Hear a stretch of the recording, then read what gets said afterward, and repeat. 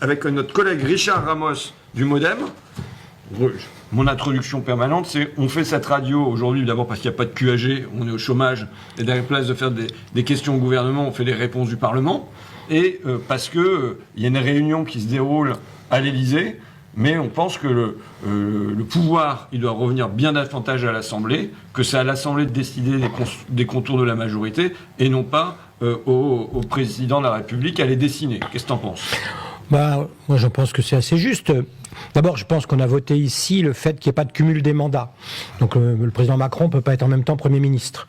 Donc, par nature, on ne va pas lui donner un cumul des mandats. Et puis, c'est une erreur, je l'ai dit à plusieurs reprises, c'est une erreur de vouloir réunir les partis politiques dans la situation dans laquelle on est. Je pense que c'est un peu ce que tu fais, je pense, cet après-midi. C'est-à-dire que je pense qu'il y a des hommes et des femmes ici qui ne pensent pas tout à fait la même chose, mais qui se disent que dans le temps qu'est celui-là, il faut essayer de faire des choses ensemble. Et c'est le Parlement qui doit le faire. Et donc, et pas à travers les groupes, les machins, les partis politiques comme d'hab, mais par rapport à des hommes et des femmes qui sont de choses très différentes et qui ont envie de bosser ensemble. Et je crois que c'est ça qu'il faut faire. Et je pense que ce que fait le président de la République, il se trompe encore une fois. C'est pas aux partis politiques. Les gens détestent la politique. Ils détestent les partis.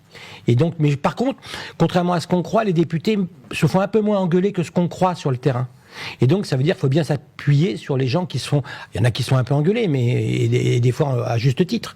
Et donc, moi je pense que c'est une bonne chose. Mais tu vois un peu comment ça marche quand même. Bon, alors, j'entends que toi, ton problème dans la réunion à l'Élysée, c'est autant Macron que les partis. Oui. Mais comment ça marche ? T'es au MoDem. Il y a des chefs du MoDem. Et c'est lié à Macron quand même. Donc, quand il décide, quand on te dit de voter... peut-être que tu fais exception dans ton groupe, et parfois c'est douloureux, mais ça veut dire que ça existe quand même, ce truc-là, de l'inféodation ou du devoir d'aller... Ouais, c'est vrai, tu as connu ça avec LFI et Mélenchon. Exactement. Enfin, et donc, j'en parle en connaissance de cause, t'es un expert sur le sujet. Un homme très libre aujourd'hui, mais ça existe, et finalement, ça construit une rigidité aussi à l'Assemblée nationale, et donc finalement, dire que c'est les groupes et les partis qui se réunissent, ça a une logique, parce que si jamais c'est pas négocié de cette manière-là, on risque de pas voir... Moi, je rêve de députés qui viennent parler en leur âme et conscience, mais c'est pas comme ça que ça se passe. J'ai pas parlé des groupes, moi. J'ai parlé des partis politiques. Je pense qu'on reçoive les chefs de groupe des assemblées. Ça me paraissait normal. Mais pas les partis politiques. Les partis politiques, ils sont déjà à fabriquer des petits porte-avions pour 27. Et donc, leur positionnement, quand ils vont sortir du théâtre tout à l'heure, ça va être, oui, mais alors nous, on a eu nos lignes vertes, nos lignes rouges, nos machins, etc. Il faut repartir du Parlement. Et donc de l'Assemblée nationale et du Sénat. Voilà, moi, ce que je crois en toute simplicité. Mais la preuve sur plein de petits textes, mais qui sont, je le concède, des tout petits textes, on arrive parfois à trouver des chemins entre des gens qui ne sont pas des mêmes bords politiques. Les nitrites, t'avais eu la gauche avec toi ? Oui, les nitrites, j'ai quasiment eu la gauche avec moi. Je veux pas lui refaire affront. Il y avait qu'un qui avait bossé un an avec moi, puis après c'est un peu... Mais on a eu quasiment toute la gauche avec moi sur les nitrites. Sur les tickets restaurants, là, il y a quelques jours, j'ai porté des amendements et j'ai été les négocier avec les LR et les socialistes. Parce que on cherchait un compromis entre les restaurateurs qui disaient que c'était un ticket restaurant, puis les gens qui disaient, mais pour ma fille, mes étudiants, il faut que j'aille au supermarché acheter un peu à manger, quoi. On a trouvé des compromis, voilà. Sur les nitrites, le combat, il a été... et c'était plutôt le gouvernement qui était contre moi. Et mes amis politiques. Hein. Donc, quelle initiative on prendrait aujourd'hui pour que le pouvoir y revienne à l'Assemblée, pour que les discussions, elles se déroulent ici, et pas qu'elles se déroulent à l'Élysée ou entre les chefs de parti ? Je pense qu'il faudrait que les députés que nous sommes, on décide de temps en temps de mettre une pression à nos propres groupes en disant, mais voilà, nous, dans les fameuses semaines transpartisanes, par exemple, on fasse des choses nous-mêmes. C'est-à-dire qu'il y ait une majorité de députés qui disent, de toute façon, sur ce texte-là, on va essayer de travailler ensemble. Il y a 3 minutes, j'étais avec 2 jeunes femmes, il y a 3 minutes à l'Assemblée, avec Karima Deli, ancienne députée européenne, une a été fauchée par une voiture, l'autre a perdu sa maman, parce que quelqu'un d'âgé les a fauchés.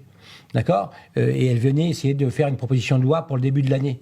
Est-ce qu'on n'est pas capable ici de faire quelque chose ? Et ça, à la fois, il y avait l'émotion de leur parcours de vie, mais elle disait aussi qu'on protège aussi les anciens qui auraient écrasé quelqu'un qui s'en remettent pas non plus. Et donc voilà, est-ce que là-dessus on peut pas travailler? Il y a plein de petites lois qui changent la vie sur lesquelles on peut commencer. Après, pardon, moi je pense que c'est ainsi fait. Les gens attendront la présidentielle parce qu'on n'a pas eu de débat présidentiel, donc on n'a pas eu de débat de société depuis, pour moi, 2012. Parce qu'en 2017, pour moi, le président de la République, il arrive sur une espèce de rupture. Et donc, il faut débattre, quoi. Et la preuve, on essaie de débattre là à ton micro.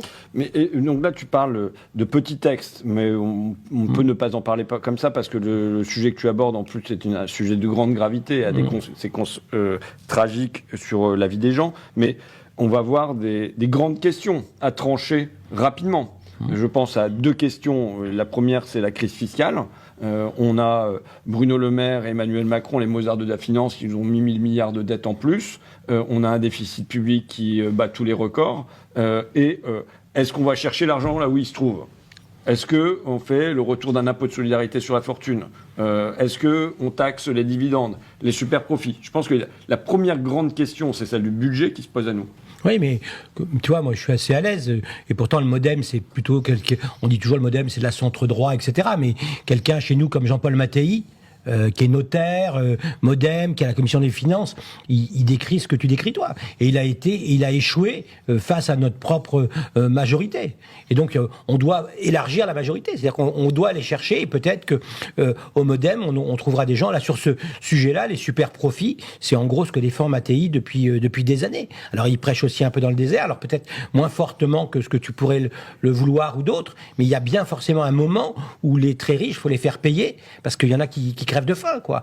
Et donc ça, on doit pouvoir aller chercher sur des bords qui ne sont pas forcément ce qu'on appellerait les bords de la gauche. Tu discutes avec des macronistes, toi? Oui, bien sûr. On les invitera, une prochaine fois on les invitera.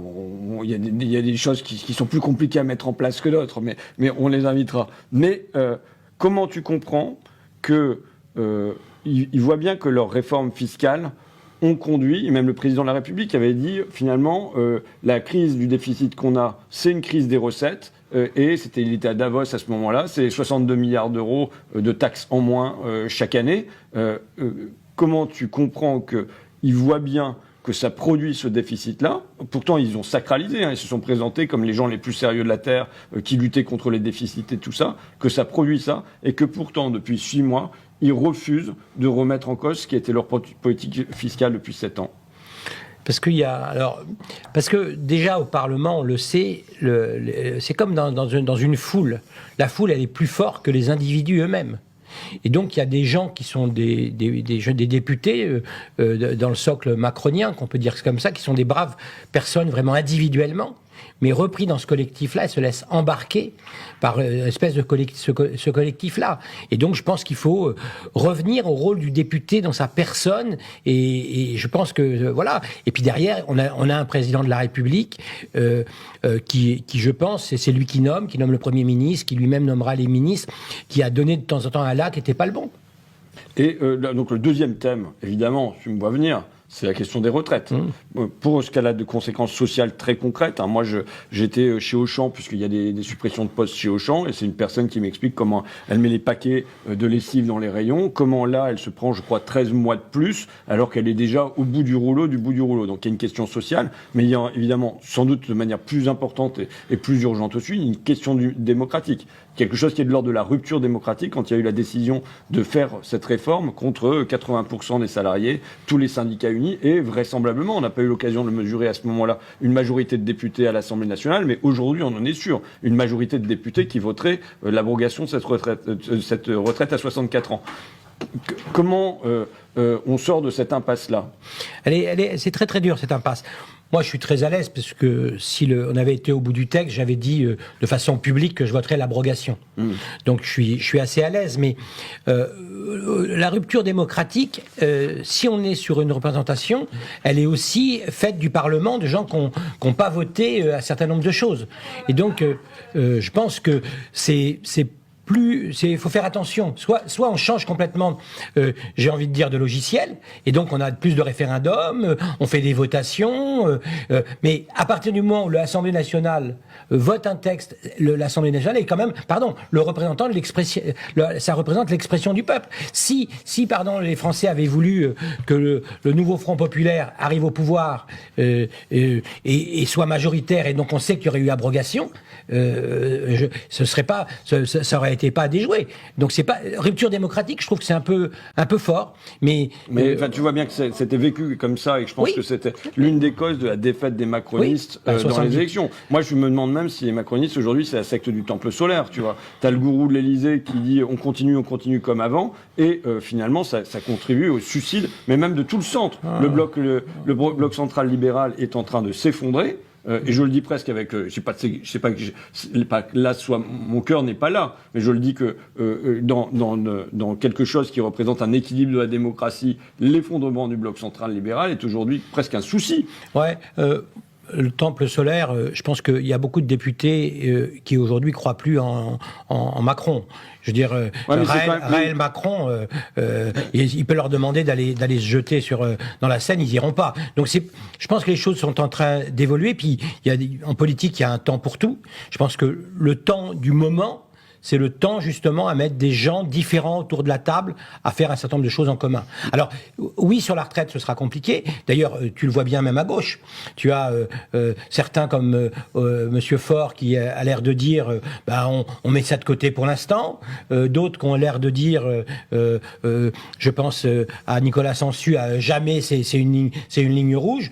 Donc, en tout cas, il faut trouver quelque chose qui corresponde à je dirais, un espèce de compromis sur cette affaire-là. Mais c'est vrai que c'est 70% des Français qui ne le voulaient pas. Donc moi, je suis très à l'aise, puisque moi, je suis pour l'abrogation. Donc je suis très à l'aise. Mais si on veut faire un compromis du moment, il faut quand même faire attention à ce que ça a été un marqueur pour certains de macronistes. Et donc, il faut, si tu veux trouver un compromis, il va falloir regarder comment on fait cette affaire-là. Bon, je suis pas sûr que j'aille chercher un compromis sur la question des retraites, à mon avis, qui a été catastrophique, et y compris catastrophique pour les macronistes eux-mêmes. Est-ce que tu devrais faire une nuit debout à l'Assemblée et te dire maintenant on occupe l'hémicycle et on fait séance pour se parler nous-mêmes, ou bien ce salon-ci? J'en sais rien, parce que à la fois, je voudrais pas je pense que notre fonction, elle est importante, et qu'il faudrait pas qu'on rabaisse notre fonction. Et donc à chaud, c'est pas prévu la question que tu me poses. J'en sais rien. Je trouverais ça assez marrant. Moi, je suis un peu dans les une espèce de discussion permanente. Mais une discussion permanente, oui. Mais il faut pas que ça abaisse les fonctions. C'est-à-dire qu'il faut pas que ça devienne à la fois le bistrot du coin, et à la fois une espèce de truc qui, d'habitude, a lieu en dehors de l'Assemblée nationale. Donc, mais une discussion, un lieu où il y aurait une discussion permanente, je trouve ça une espèce d'agora des députés et du peuple. Pourquoi pas? Mais il ne faut pas que ça abaisse les fonctions. Il ne faut pas que ça abaisse. On a suffisamment abaissé, je dirais, je trouve, la représentation qu'on a aujourd'hui de l'Assemblée nationale. En tout cas, moi, en circo, c'est ce qu'on me dit. Toutes les altercations, les machins, tout ça, ça a quand même abaissé nos fonctions. Et elles sont importantes, nos fonctions. Et je reviens sur la retraite. Quand tu discutes avec les députés MoDem, quelle eau ils sont prêts à mettre dans leur vin? Est-ce qu'ils sont prêts à un gel, à une suspension de la retraite à 64 ans? Enfin, qu'est-ce qui... Non, d'abord, j'aime pas parler au nom des autres. Je suis pas très bon dans cette affaire-là, moi. En fait, les gens disent quand même qu'il y a... Parce qu'en fait, c'est une société qu'il faut changer. Il y a quand même un déficit structurel. Et donc, c'est ce que diront les députés MoDem. C'est-à-dire qu'il y a un déficit structurel sur les retraites, et il faut pas mentir aux gens en leur disant qu'il n'y a pas de déficit, ce qu'avait dit le corps. Voilà. Et donc après, ça veut dire, on le prend où l'argent pour compenser? Et donc, ça veut dire qu'on est dans un sujet qui, finalement, dépasse les retraites eux-mêmes. Et au MoDem, là, pour le coup, je pense que je suis assez très, très, très minoritaire sur l'abrogation des retraites. Mais on entend bien... tu disais tout à l'heure, il ne faut pas diminuer la fonction, mais tu sens bien une cassure démocratique dans le pays quand même. Elle est énorme. Elle est énorme. Je veux dire, et comment tu vois la réparation de ça? Ça va être compliqué. Je pense que beaucoup de députés, quels que soient les bords, ne sont pas attaqués dans leur personne en circonscription. Donc déjà, il faudrait notamment, en circonscription, que le député... J'ai souvent dit que le non-cumul des mandats, qui est une bonne chose, il faut remettre le couple, par exemple, préfet-député. C'est-à-dire qu'il faut que le député se sente servir à quelque chose. On a fabriqué ici, depuis des semaines et des mois, et voire des années, la République du faire-semblant. Toi-même, de temps en temps, je te vois ou je discute 3 secondes avec toi, on a eu l'impression de temps en temps de pas toujours être utile. Comme si on... c'est tous les jours qu'il y a cette interrogation-là. J'étais plus gentil. Revoilà ma co-animatrice qui revient de son plateau BFM. Écoute, Richard, en tout cas, je pense que c'est une discussion à maintenir. Voilà, il faut trouver le chemin pour que ça se passe pas que dans les partis et que ça se passe pas à l'Élysée, mais que si on veut que l'Assemblée reprenne du pouvoir, à mon sens, il faut qu'il y ait une espèce d'agora permanente, à défaut d'un nuit debout, quoi. Oui, mais il faut aussi que tout le monde puisse prendre une part de l'autre. Très bien, mais je ne sais pas quelle part je prends de toi. Et c'est bien ça la difficulté. Parce que toi, je vois bien que tu veux prendre les nitrites. Je vois bien. Voilà. Je vois bien que tu as envie qu'on partage tes idées à plusieurs, mais il faudra aussi que tu partages des idées qui ne sont pas les tiennes. On verra ça. J'ai déjà fait beaucoup de chemin, déjà un peu trop peut-être même, monsieur Ramos. Bon, entre la sociétémisation, c'est déjà largement suffisant. Je ne vais pas passer à la modémisation non plus. Bon débat en tout cas que le débat continue. Ça marche. Salut.